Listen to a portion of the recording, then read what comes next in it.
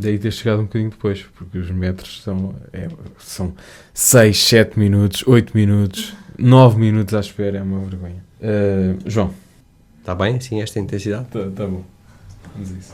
Não posso chegar para a frente, não? Não, mantém assim um palmo. Sim. Está bem, ok.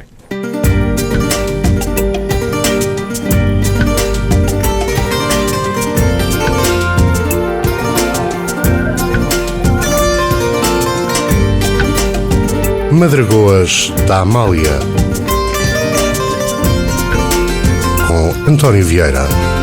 Muito boa noite, sejam bem-vindos a mais uma edição das Madragoas, mais uma hora de conversa e neste caso também mais um livro sobre a mesa.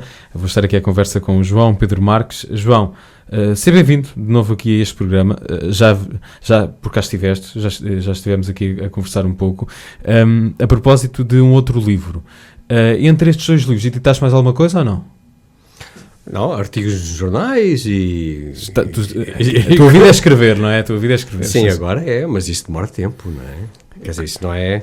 Há colegas meus escritores que debitam com mais fertilidade do que eu. Eu demoro 1 ano e meio, 2 anos a escrever um livro. E como é que foi o processo para este livro que hoje temos aqui em cima da mesa? Chama-se Vento de Espanha. Como é que tudo isto começou? Qual é que foi o mote, o ponto de partida para este livro? Os meus livros, e este não é exceção, começam sempre a partir de uma pequena coisa. Eu um dia estava perto da Guarda, em casa de uma amiga, e ouvi contar uma história que se teria passado lá há décadas atrás, no princípio do século XX, ou 1820, 1830, por aí, uma história sobre carências que aquelas pessoas tinham, sem assistência médica, etc. E a partir dessa história que eu ouvi, que é uma história real, eu pensei, vou pegar nesta história e vou construir um romance a partir daqui. Depois, quer dizer, o processo é sempre o mesmo. Eu tenho um pequeno incidente, uma pequena história, um pequeno... E depois insiro aquilo num grande acontecimento. E o grande acontecimento é que eu decidi inserir esta história foi a Guerra Civil Espanhola. Portanto, tinha estes dois... Tinha o pano de fundo que iria ser a Guerra Civil Espanhola e tinha esta pequena historieta passada lá numa aldeia perto da Guarda. Portanto, esse é o ponto de partida. A partir daí começa a construir isto aqui é como tecer um tapete. A pouco e pouco uma coisa puxa a outra e tal, e constrói-se um romance. E como é que se equilibra aquilo que tem de haver em termos de pesquisa histórica com o lado do romance? É fácil equilibrar as duas coisas? Ou por vezes as duas coisas se misturam? Se separas muito os dois processos? Como é que é no teu caso? Não, no meu caso é sempre muito entrelaçado. Quer dizer, não compartimento na narrativa. Quer dizer, esta parte é ficcional, esta parte são acontecimentos históricos. Nunca faço isso. As coisas estão embebidas uma na outra. Uma das críticas que eu posso fazer a alguns romances históricos que por vezes leio é precisamente isso. É que por vezes aquilo até é estranho porque vê-se as costuras todas no sentido em que temos páginas e páginas de informação e depois lá vem um bocadinho de romance, informação, romance. Pois. E está tudo assim meio... fica estranho, não é? No teu caso isso não se nota. Nunca se nota, por duas razões, ou mais, mas pelo menos duas. Não é que eu faça isso de uma forma muito consciente e voluntária, digamos que é intuitivo da minha parte. E, por outro lado, como eu sou historiador de formação, tenho muitos documentos sobre acontecimentos passados e muitas vezes construo a história a partir do próprio documento. Um acontecimento qualquer, por exemplo, um documento que me fala de um naufrágio. Não é o caso neste romance, mas, por exemplo, um documento que me fala de um bombardeamento. Eu, a partir desse documento, autêntico, não é? Uma narrativa autêntica de um facto que aconteceu em 1936, imaginemos, em Madrid, ou não sei qualquer da Guerra Civil Espanhola, a partir desse documento eu construo uma ficção. Ponho alguém a viver esse bombardeamento. É mais ou menos então esse o processo do João Pedro Marques, é ele o convidado de hoje aqui das Madragoas. Vamos estar aqui à conversa sobre este livro, João. A Guerra Civil Espanhola é um assunto não muito abordado pelos autores portugueses?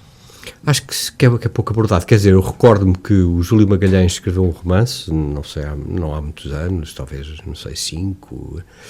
Há um romance também do Miguel Sousa Tavares que passa momentaneamente pela Guerra Civil Espanhola, que é o Rio das Flores, se eu não me engano, o título. Mas não é um tema muito... No entanto, é engraçado, porque a Guerra Civil Espanhola está muito viva aqui na memória das pessoas da geração do meu pai, das pessoas que hoje em dia terão 80, enfim, 90, se calhar já cá estão poucas, mas essas pessoas que, algumas delas viveram a Guerra Civil Espanhola. Algumas viveram lá, porque houve um contingente português importante que foi combater para a Espanha, pelo lado, geralmente, não apenas, mas geralmente do lado do Franco, do lado das forças nacionalistas. Eram vulgarmente chamados os viriatos. E há gente que ainda está viva. E por outro lado, em Espanha, a Guerra Civil, tanto quanto eu me percebo, a Guerra Civil Espanhola também continua muito viva, na memória dos espanhóis. Ainda há poucos anos, quando o Zapatero fez a lei da memória e começou a desenterrar coisas, aquilo foi para lá um tumulto inacreditável. Quer dizer, em Espanha ainda há um ódio muito grande, de parte a parte, entre a esquerda e a direita, ou melhor, entre os comunistas e os fascistas, os nacionalistas, isso está lá tudo. Há um anticlericalismo enorme em Espanha, ainda que não pareça, não é? E nessa altura da Guerra Civil Espanhola incendiavam igrejas, matavam padres. E não foram 2 ou 3. Foi uma enorme quantidade. E vice-versa, não é? As tropas nacionalistas chegavam a uma aldeia, isto são formados, massacravam as pessoas.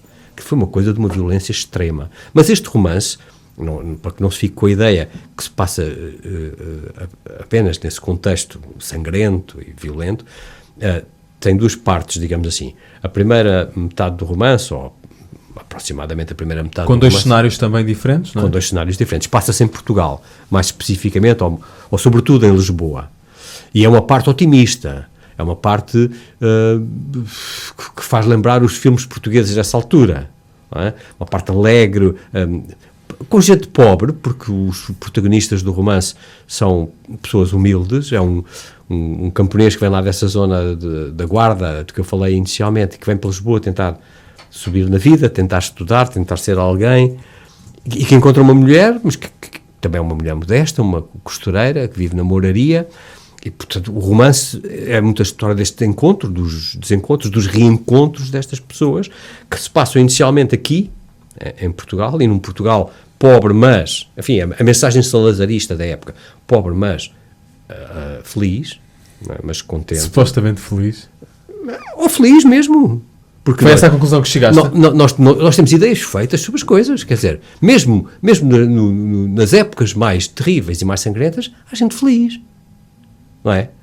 E mesmo nas épocas de grande progresso e de grande coisa, como por exemplo o século XX, há coisas como o nazismo e há campos de extermínio. Até porque por vezes, quer dizer, o estado de ignorância é uma porta para a felicidade. Isso acho que não. Achas que não? Acho que não. Quando as pessoas não sabem muito ou não conhecem muito, mas sentem. Há aquela ideia de que quanto mais se sabe, menos se questiona, não é? Sim. Menos se questiona. Quanto menos se sabe, menos se questiona, ou seja, mais felizes somos. Não. Não concordas com isso? Não, porque as pessoas que vivem numa pobreza extrema, por exemplo, ou num estado de...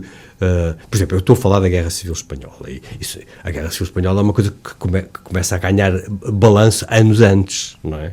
Anos antes, vários anos antes. E quando um camponês, por exemplo, que vive na Espanha, sei lá, na Andaluzia ou na Extremadura espanhola, 6 anos antes da guerra começar, 3 anos antes da guerra começar, e que não tem trabalho, os filhos comem erva. Cá também havia disso no Minho. Eu conheci uma mulher que na infância comia erva. Não tinham que comer.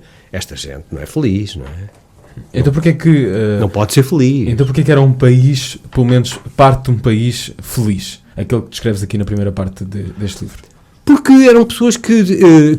quer dizer, estas pessoas que eu descrevo, não é? Isto também não é um... Não é uma generalização sobre... Sim, não é um retrato histórico. Sim. Não é? Tem esse fundamento. Mas quer dizer, isso que é transmitido, e que é transmitido, por exemplo, de várias formas de arte nessa altura, nomeadamente o cinema, não é? Aquelas comédias dos anos 30, 40, do Vasco Santana, do António Silva, da Beatriz Costas, que aliás aparecem no livro, assim, fugazmente. João, vamos ouvir o Vasco Santana, com o Fado do Estudante. Vamos embora. Um tema retirado do filme Canção de Lisboa, Sim. Um desses filmes de que Exatamente. falas, certamente, e de facto um daqueles momentos... Sim, por acaso falo do filme.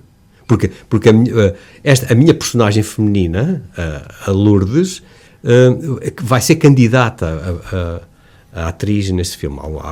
O Diário de Lisboa abriu um concurso, nessa altura, para selecionar candidatas para o filme e ela vai concorrer.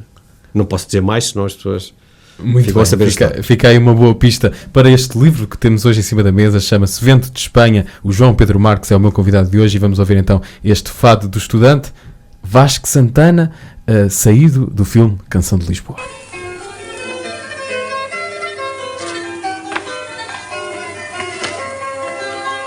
Que negra sina, ver-me assim, que só te viu degradante.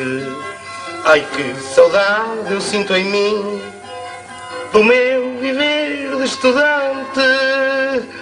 Nesse fugaz tempo de amor que de um rapaz é o melhor, era um audaz conquistador das raparigas. De capa ao ar, cabeça ao léu, só para amar vivia eu, sem me ralar, e tudo mais eram cantigas. Nenhuma delas me prender, deixá-las eu era canja, até o dia em que apareceu essa traidora da franja. Sempre a tenir sem um tostão, batina a abrir por um rasgão, botas a rir um bengalão e ar descarado, a vadear com outros mais e a dançar para os arraiais, para namorar, beber, folgar, cantar fado. Olho agora com saudade os calhamaços que eu lia, os professores da faculdade e a mesa da anatomia. E logo em mim recordações que não têm fim dessas lições, frente ao jardim do velho campo de Santana, aulas que eu dava e se eu estudasse onde ainda estava nessa classe, e a que eu faltava 7 dias por semana. O fado é toda a minha fé, embala, encanta e inebria, pois chega a ser bonito até na radiotelefonia. Quando é tocado com calor, bem atirado e a rigor, é belo fado, ninguém há que lhe resista. É a canção mais popular, tem emoção, faz-nos vibrar, e eis a razão de eu ser doutor e de ser fadista. Quando as guitarras madrugam, acordamos para a conversa. Madragoas da Amália.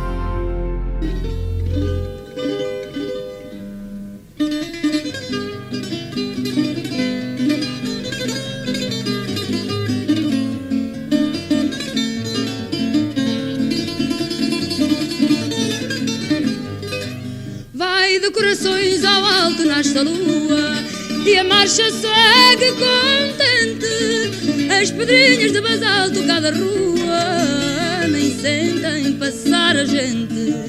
Olha o castelo velhinho que é coroa desta Lisboa sem par. Abre um rapazes caminho que passa a velha Lisboa, que vai a Alfama a passar.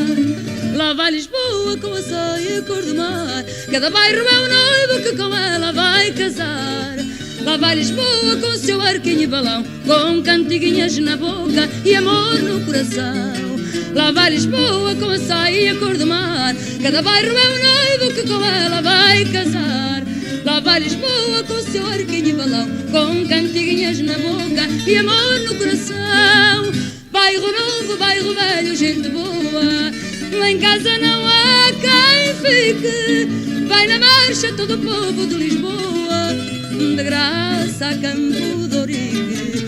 Olha o castelo velhinho que é coroa desta Lisboa sem par. Abram rapazes caminho que passa a velha Lisboa, que vai a Alfama a passar.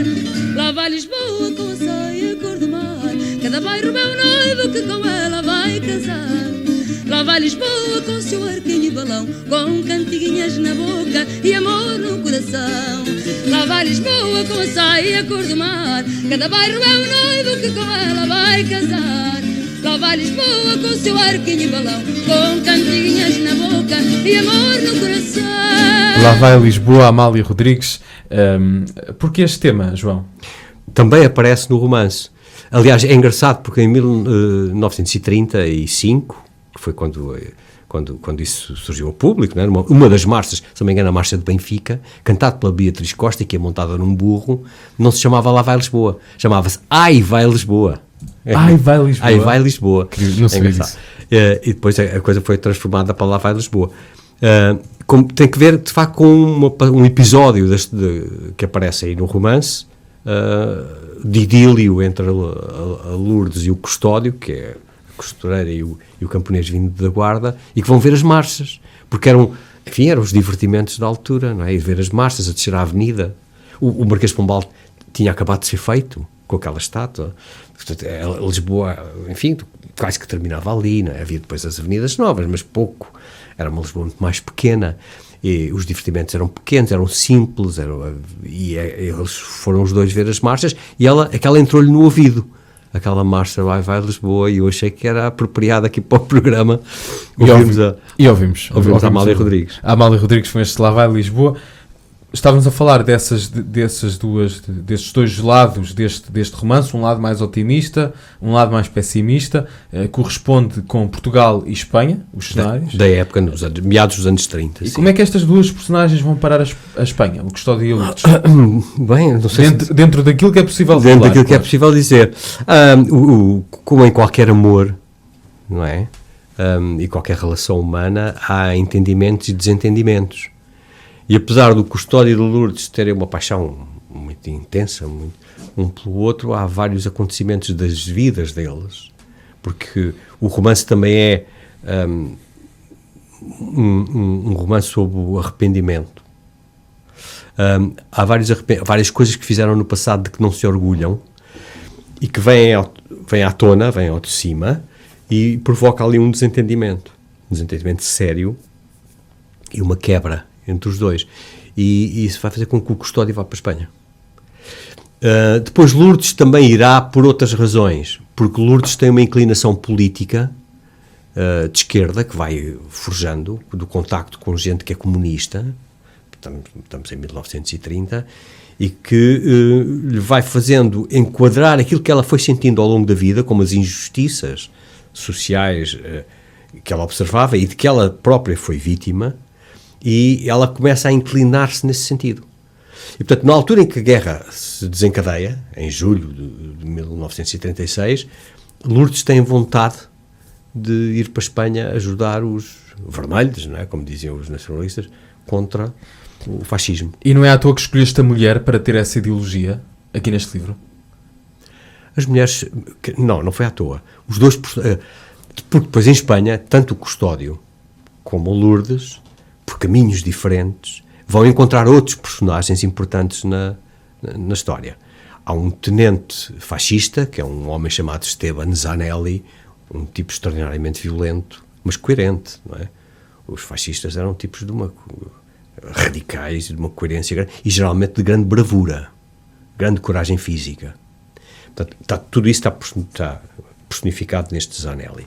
Vão encontrar este Zanelli, vão encontrar uma Maria del Carmen, que é uma mulher das classes altas madrilenas, e que é uma mulher de direita, mas é de uma outra direita, é de uma direita tolerante, é de uma direita que não se revê em nada daquilo que está a ver ali, aquele radicalismo absoluto em que as pessoas se matam de parte a parte, sem sequer perguntar muita coisa, não é? Porque era assim nos anos 20 e 30, as pessoas abatiam-se.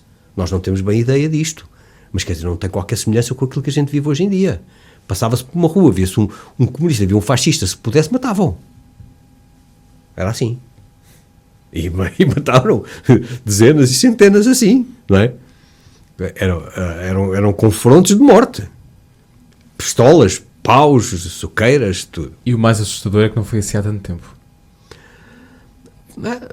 Por vezes há aquela 80 ideia- anos, não é? Sim, mas em termos históricos isso não, quer dizer, não é assim muito. Aliás, a prova disso é, como disseste no início desta conversa, ainda há feridas abertas, não é?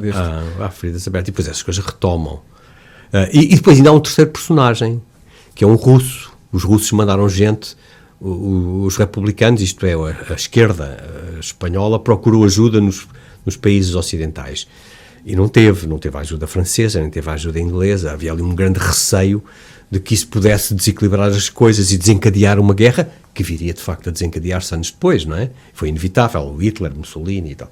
Naquela altura estava tudo a tratar aquilo com paninhos quentes e ninguém ajudou Madrid, ninguém ajudou as forças republicanas espanholas, a não ser os russos comunistas, a não ser o Stalin. E portanto vão russos por lá. Pilotos de avião, material de guerra, tipos dos tanques, enfim, e vão também conselheiros militares. Vai este conselheiro militar chamado Vladimir Vorobyov, que é um coronel russo, mas é um coronel soviético, não é? É um coronel comunista, mas profundamente desiludido com o rumo da Revolução Comunista. Estamos em meados dos anos 30, começam as purgas, começam as perseguições, já tinham começado, e ele consegue sobreviver àquilo, mas está desencantado com o caminho que a Revolução Bolchevique está a seguir. Estes três personagens, não é, vão entrar em ligação, mas isto para não me esqueci da tua pergunta. Eu esqueci. Porque é que eu pus esta ideologia na Lourdes, na mulher? Sim. Neste romance, as duas personagens mais fortes são as duas mulheres. A Lourdes e a Maria del Carmen, a Madrilena. São as duas personagens que aguentam a pancada.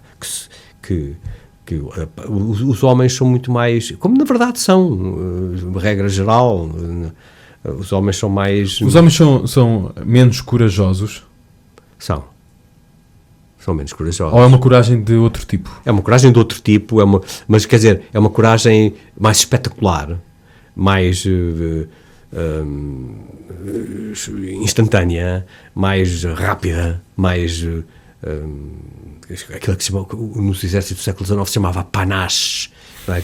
Que é nós ainda temos a Guarda Republicana com aqueles penaches no capacete, uma coisa espetacular, vibrante, etc. Mas a verdadeira coragem, a coragem de fundo, aquela coragem que é mais menos evidente, mais discreta, mas que é mais sólida, é das mulheres, eu acho.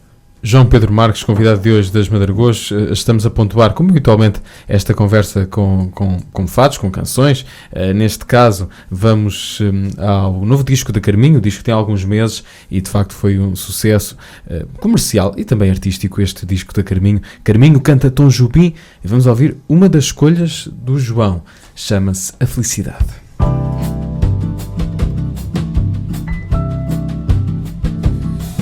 Tristeza não tem fim, felicidade sim. A felicidade é como a pluma que o vento vai levando pelo ar.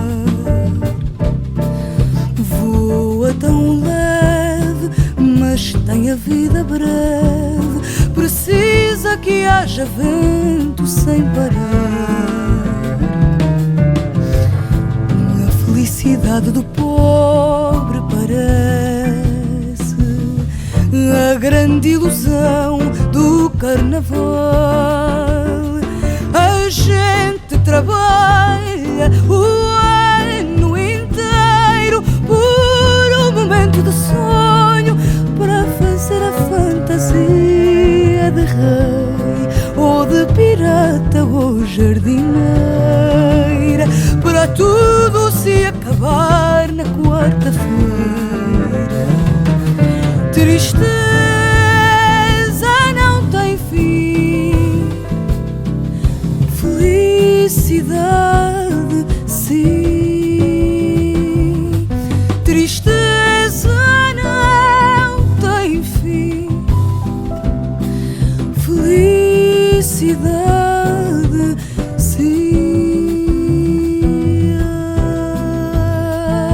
A felicidade é como a gota de orvalho de flor brilha tranquila, depois de leve oscila e cai como uma lágrima de amor. A minha felicidade está sonhando nos olhos da minha namorada. É como esta noite, passando, passando, em busca da madrugada. Fala embaixo, por favor, para que ela acorde alegre como o dia, oferecendo beijos de amor. Tristeza não tem fim, felicidade sim. Tristeza não tem fim, felicidade sim. Tristeza não tem fim, tristeza não tem fim, tristeza não tem fim,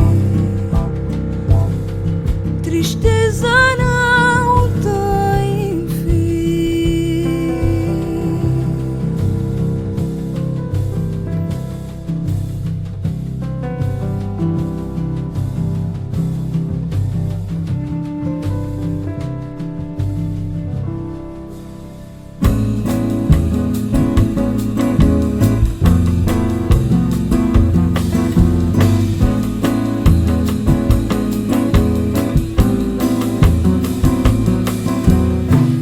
Triste é viver na solidão, na dor cruel de uma paixão. Triste é saber que ninguém pode viver de ilusão, que nunca vai ser, nunca vai dar. O sonhador tem de acordar. Tua beleza é um avião demais para um pobre coração que para te ver passar só para me maltratar. Triste é viver na solidão.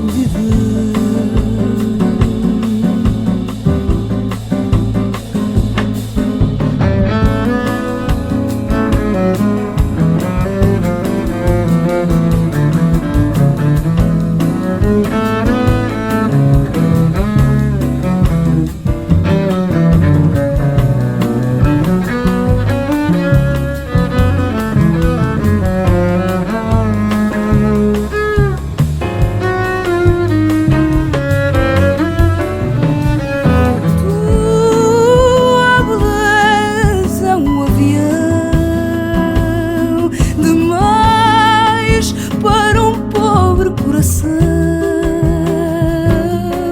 que para te ver passar só para me maltratar.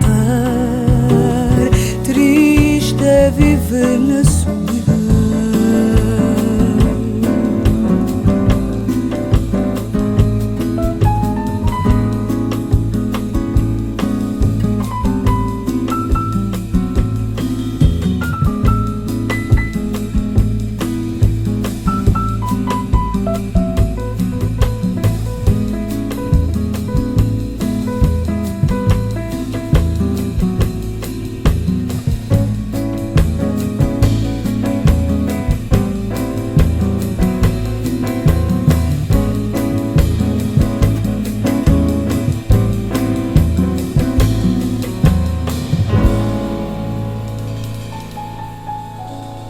Triste, mais um tema de. Agora parecia uma adjetivação de mim próprio. Triste. Por vezes os meus ouvintes pensam isto, sabes, João? Sou injustiçado às vezes pelos meus ouvintes. Estou a brincar. Eles são os queridos sempre. E eu gosto muito deles. Ouvimos então este Triste da Carminho, do álbum Carminho Canta Tom Jobim. Antes ouvimos Felicidade, aliás, aqui um contraste giro, mas depois, se formos ouvir os dois temas, o que nos apercebemos é que a fronteira entre as duas coisas às vezes não é assim tão definida, entre tristeza e felicidade. Porquê escolheste o tema Felicidade da Carminho? Porque eu acho que tem ali a alma portuguesa. O que é que eu quero dizer com isto? Quer dizer que o tema original do Jobim e acho que é o Vinícius de Moraes que fez a letra, fala no contraste entre a felicidade e a tristeza, mas fala de uma forma brasileira. Tudo isso é expressado de uma forma assim dolente, mansa, suave. E a Carminho pegou nisso, pegou na mesma música, na mesma letra, e com o modo de dizer português, não é? Com a nossa língua, com o português original, deu-lhe uma carga, deu-lhe um dramatismo que fez daquela música uma outra coisa, na minha opinião. E a verdade é que as duas coisas que à partida nós poderíamos dizer que não combinam, acabam por combinar neste disco. Resulta esse lado mais brasileiro, uma forma diferente de dizer as coisas, e o dramatismo do fado casam muito bem neste... E a carga emocional, não é? A carga emocional, porque ela põe uma enorme emoção na forma como canta, isso. Estamos à conversa hoje sobre este novo livro do João Pedro Marques, Vento de Espanha. Aqui na contracapa eu li que este romance é um romance sobre amor, coragem, já falaste, arrependimento também já falaste, e há aqui uma quarta coisa, é um romance sobre expiação também. Porquê?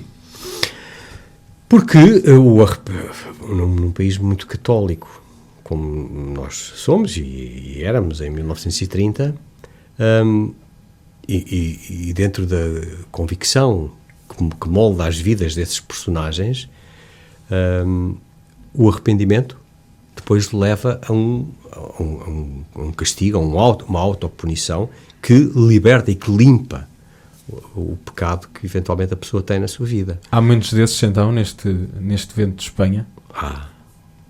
Que todos os personagens, ou enfim, todos os personagens católicos que tem, o Custódio é muito católico, a Maria del Carmen é muito católica, a Lourdes flutuou no seu catolicismo, não é? Na altura em que se aproximou do comunismo, essa parte esbateu-se. Mas quer dizer, todas estas pessoas têm a sensação de que fizeram coisas erradas na vida e que necessitam de se arrepender, não é? E depois de expiar aquele pecado. Voltamos à Guerra Civil Espanhola. O que é que há pouco estávamos a falar dos portugueses escreverem ou não sobre este assunto. O que é que um autor português pode acrescentar na perspectiva sobre este assunto? O que é que a perspectiva de um autor português pode acrescentar? Lá em Espanha acho que não pode acrescentar nada, não é? Quer dizer, os espanhóis escreveram rios de tinta sobre a guerra. Inclusive romances, muitos romances sobre a guerra. Portanto, eu diria que em Espanha o meu livro é redundante. Agora, cá em Portugal, eu acho que nós sabemos pouco sobre isto, paradoxalmente, tirando essas pessoas da geração acima da minha, e alguns da minha geração que se interessam pelo tema, por razões muitas vezes políticas, não é? Sobretudo pessoas da direita portuguesa, que se mantiveram fixadas nisso, da direita salazarista, não é? Que ainda existe, não é? E que se mantiveram fixadas nesse tempo e nessas ideias e nessas convicções que tinham nessa altura, mas digamos que é uma minoria. Eu acho que a maior parte das pessoas sabe muito pouco sobre o que foi a Guerra Civil Espanhola, e evidentemente que isto não é um livro de história, mas é um romance cuja segunda parte é passada nesse contexto, e portanto eu espero transmitir suficientemente bem para que as pessoas possam sentir o que foi, por exemplo, a conquista do espaço vindos do sul até Mérida, e depois daí até aos subúrbios de Madrid, das forças do Franco. O que é que isso significou? Como é que aquilo foi feito? Aquela guerra relâmpago que depois o Hitler iria pôr em prática e de uma forma ainda mais eficaz, avançando tão rapidamente que o inimigo estava desbaratado. Os espanhóis já fiziram isso em 1936, com aquele avanço sobre o centro do país. E depois sentir também o que foi a resistência dos madrilenos ao cerco. Eu acho que... O que é que ficaste a saber sobre a Guerra Civil Espanhola que não sabias? O que é que te surpreendeu mais durante este processo de escrita do livro e de pesquisa? O que é que te surpreendeu? Eu não tinha ideia que isto era assim, que tenhas ficado mesmo surpreendido. Eu como historiador, aquilo que eu sei a fundo, se posso dizer assim, são coisas do século XIX, porque é essa a minha área de especialização. Portanto, sobre a Guerra Civil Espanhola eu tinha umas ideias, que a maior parte das pessoas têm. E quando comecei a estudar, aquilo que me surpreendeu mais, de facto, foi a violência. O grau de violência e o grau de... o nível a que o ódio de parte a parte tinha chegado. As pessoas odiavam-se de morte. Não havia comunicação possível. E isto... e depois fica com a ideia, quer dizer, no fundo, nós temos aquela coisa, o Hitler... focamos tudo no Hitler e no Mussolini, uns tipos horríveis, uns anormais, e no Stalin, do lado de lá, os tipos horríveis, uns anormais e tal, que levaram a Europa, mas não, este era um espírito generalizado. E passaram a ser quase a personificação do mal e abafar alguns outros casos, não é? Este mal estava difundido no mundo ocidental. Mesmo é engraçado, que isto nunca entra na equação, mas se nós pensarmos, mesmo nos Estados Unidos, isto é uma época muito violenta. É a época do gangsterismo, do Al Capone, em que as pessoas se abatiam nas ruas, da lei seca. Esta época, os anos 20, 30, e depois, no princípio de 40, não é, com a guerra, é uma época de uma ferocidade incrível. Isso foi aquilo que me chamou mais a atenção. Estamos a entrar numa época tão violenta? Não.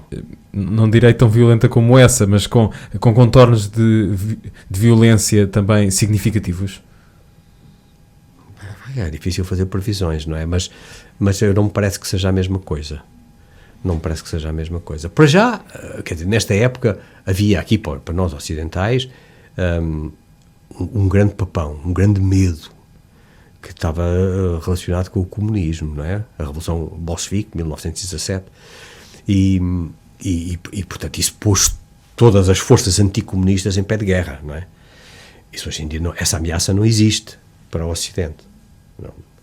E, portanto, não me parece que haja essa capacidade de confronto ou potencialidade de confronto, mas nunca se sabe. Estamos a falar e estamos a aproximar-nos do fim também desta conversa. Isto passa num instante. Estou aqui à conversa com o João Pedro Marques a propósito deste novo livro, romance Vento de Espanha. Já disseste que há aqui uma parte mais otimista, outra mais pessimista, mas no geral o romance é mais uma coisa ou outra? Não, o romance é otimista. Mesmo dentro da guerra, mesmo nas situações mais extremas, mesmo nas situações mais sangrentas, o otimismo e a vida vencem. Sempre. Ou quase sempre. Gostei dessa ressalva. Não, mas é mesmo assim. Eu li um romance há pouco tempo, extraordinário, chamado A Estrada, que é uma situação imaginada numa América pós-cataclísmica. Houve um cataclismo nuclear, uma guerra, uma coisa nunca especificado, mas é isso. E a história de um pai e de um filho que caminham por uma estrada em busca de um sítio onde esteja melhor, e atravessam canibalismo, porque os sobreviventes desse cataclismo ficaram sem nada para comer, e portanto atravessam situações dramáticas. Mas a mensagem final do livro é de que aquele filho vai encontrar a sua estrada, por isso o título do livro é esse, e vai construir a sua vida mesmo nessas situações mais extremas. Um livro que o João Pedro Marques aconselha, o autor com Mark McCarthy? É, exatamente. Pronto. É um livro que anda na minha lista de espera já há muito tempo. Até se calhar já contei demais. Agora, não, eu fiquei com mais vontade ainda de ler, até porque é o autor de um dos meus livros preferidos, O Meridiano de Sangue, e por isso fiquei com vontade de ler esse livro também. E também com vontade de ler este livro, Vento de Espanha. Eu devo confessar que só li algumas páginas, mas fiquei com vontade também de o ler com mais atenção, de o ler ponto, não é com mais atenção. João Pedro Marques foi o convidado de hoje às Madragoas, mas ainda partindo dessa tua resposta e da minha pergunta, mas és uma pessoa mais otimista do que pessimista? Ou o livro é que é mais otimista? Não, eu sou mais otimista do que pessimista. Quando eu era mais miúdo e adolescente e princípio da idade adulta, 20 e poucos anos, achava, vou ter filhos, não vou ter filhos, porque se for crianças neste mundo, isto é uma desgraça e tal. Hoje em dia não penso nada assim. Quer dizer, nós vivemos uma época fantástica.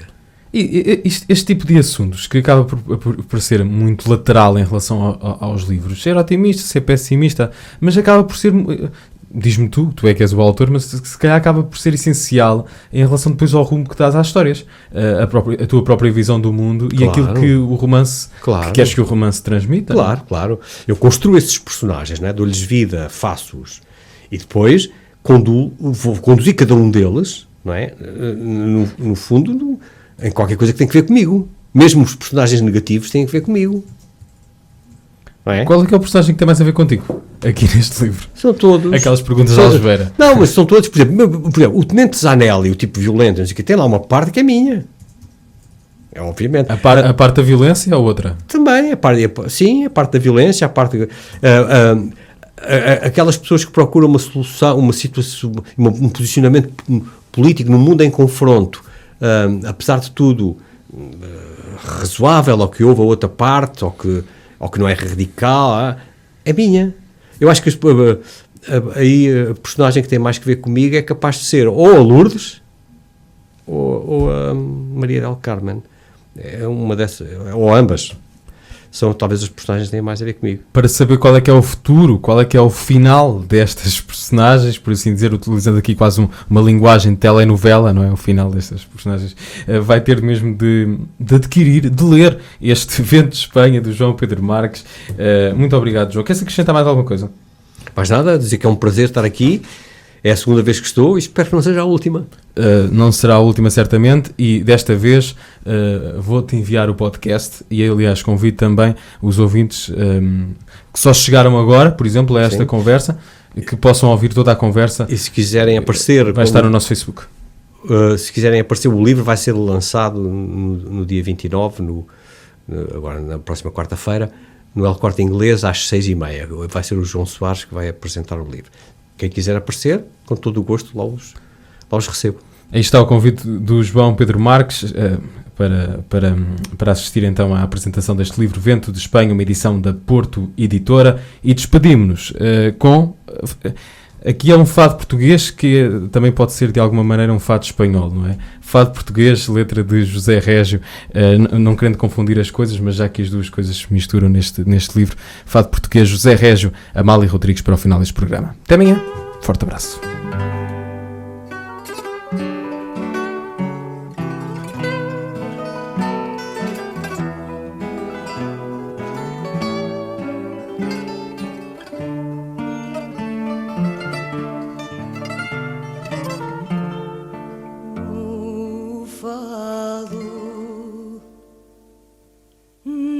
Nasceu um dia quando o vento mal bolia e o céu mar prolongava,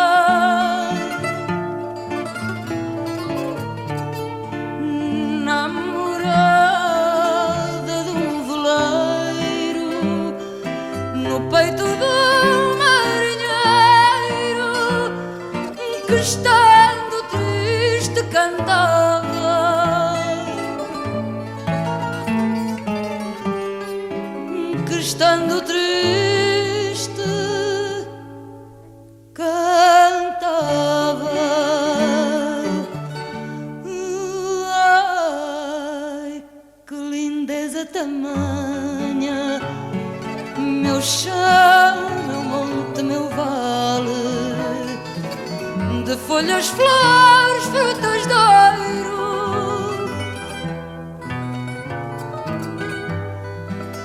Vê se vês terras de Espanha, areias de Portugal, olhar ceguinho de choro.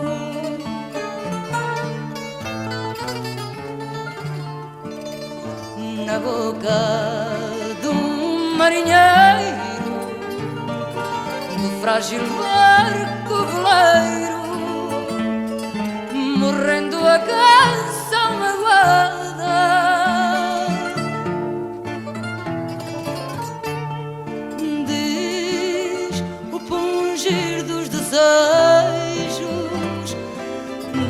sonho a queimar de beijos, que vejo o ar e mais nada.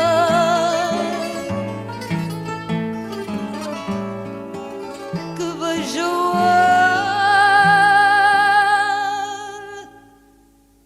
e mais nada.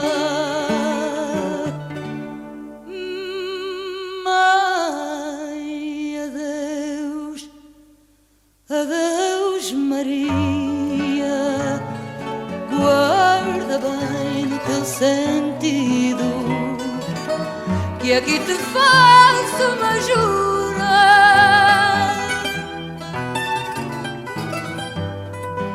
que eu te levo à sacristia. Ou foi Deus que foi servido, dar-me no mar sepultura.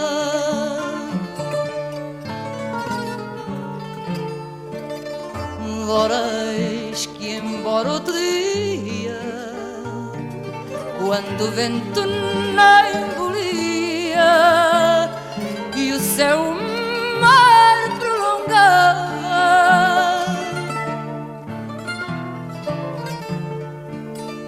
à proa do outro veleiro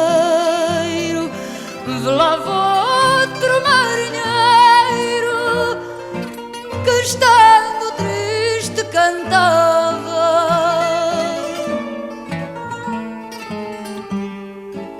Que, estando triste, cantava.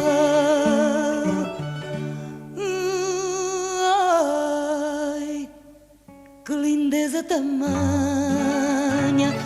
meu chão, meu monte, meu vale, de folhas, flores, frutas de ouro.